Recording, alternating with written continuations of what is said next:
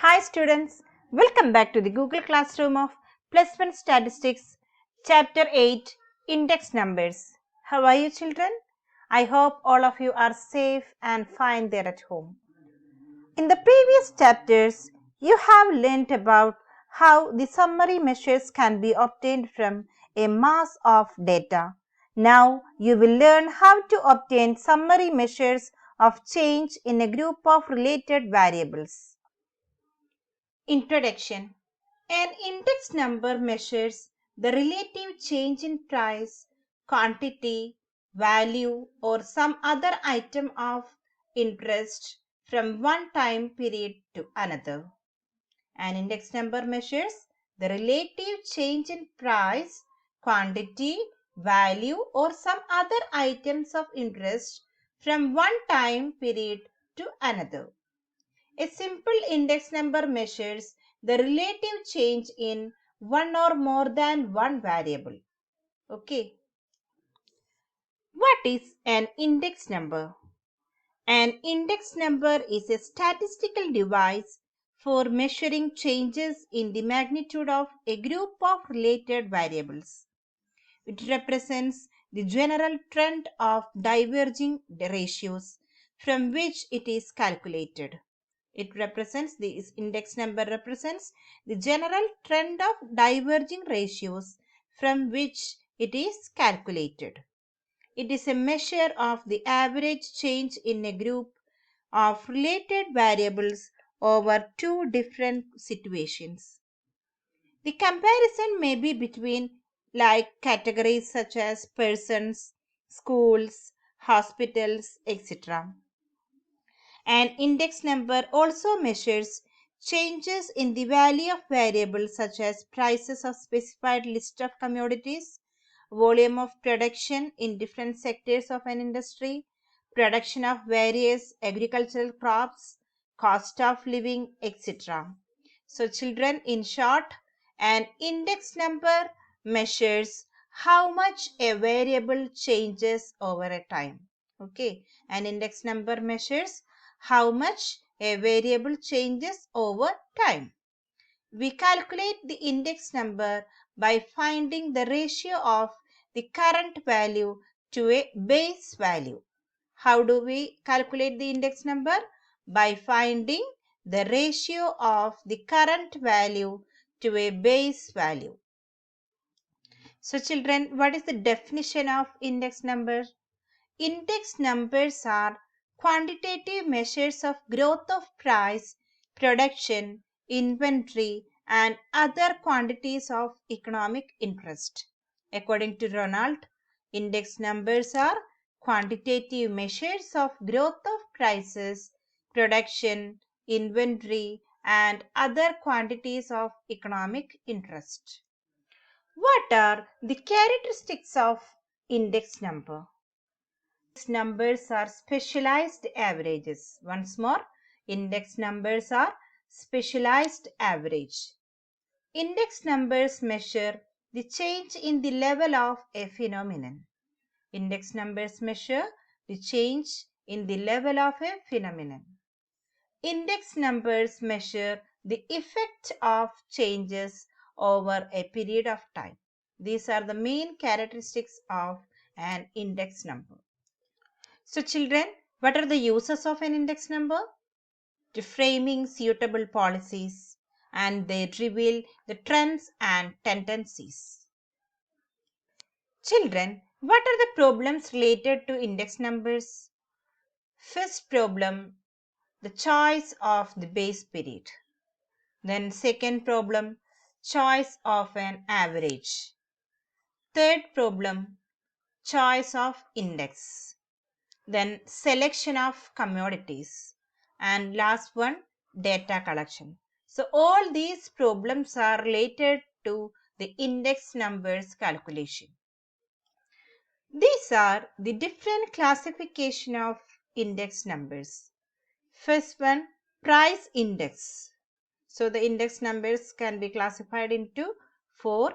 First one, price index, then quantity index, then value index, and composite index. Next one is The methods of constructing index numbers.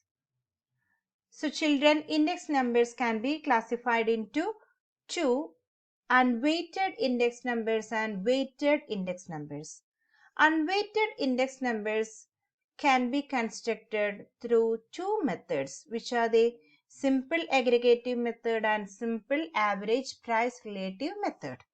Then weighted index numbers can be calculated by using weighted aggregated method and weighted average of price relatives method.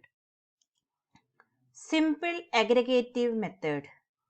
It consists in expressing the aggregate price of all commodities in the current year as a percentage of the aggregate price in the base year. Once more, it consists in expressing the aggregate price of all commodities in the current year as a percentage of the aggregate price in the base year. Then children, what is the formula for calculating simple aggregative price index method? P01 is equal to sigma P1 divided by sigma P0 into 100. This is a simple formula and you have to directly apply all the values here in this formula. What do you mean by P01? The index number of the current year. Index number of the current year is denoted by P01. And P1 means total of the current year's sigma P1. This is sigma P1. Sigma P1 is the total of the current year's price of all commodities. Then sigma P0, total of the base year's price of all commodities. Okay. Children, look at this example. From the data given below, construct the index number for the year 2007 on the base year 2008 in Rajasthan state. Commodities: sugar, milk, oil, wheat, clothing. Then price in 2007 and price in 2008 also given along with this table. Okay. Then what is the price in 2007? 2200. Then milk 18, then oil 68, then wheat 900, then clothing 50 per meter. Okay. Then price of 2008. Sugar 3200, then milk 20, then oil 71, wheat 1000 and clothing 60. How do we calculate the index number by using simple aggregate method? Children, what is the formula for calculating index number by using simple aggregate method? Yes, P01 is equal to sigma P1 divided by sigma P0 into 100. So, which is our base year? This is our base year. 2007 is our base year and 2008 is the current year. Okay. So, you have to add all these things, all these base years commodities values together and we get sigma P0 and the current year's price. Together we get sigma P1. Okay.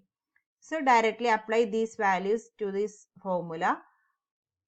4351 divided by 3236 into 100. We get 134.45.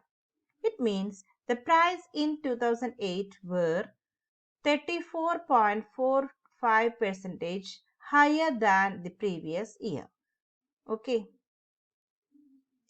Let us conclude today's session by recollecting all the concepts. What do you mean by an index number? An index number measures the relative change in price, quantity, value or some other item of interest from one time period to another. A simple index number measures the relative change in one or more than one variable. Then how do we calculate an index number? By finding the ratio of the current value to a base value. What is the formula for calculating index number by using simple aggregative method? P01 is equal to sigma P1 divided by sigma P0 into 100. Study all these things well. Okay.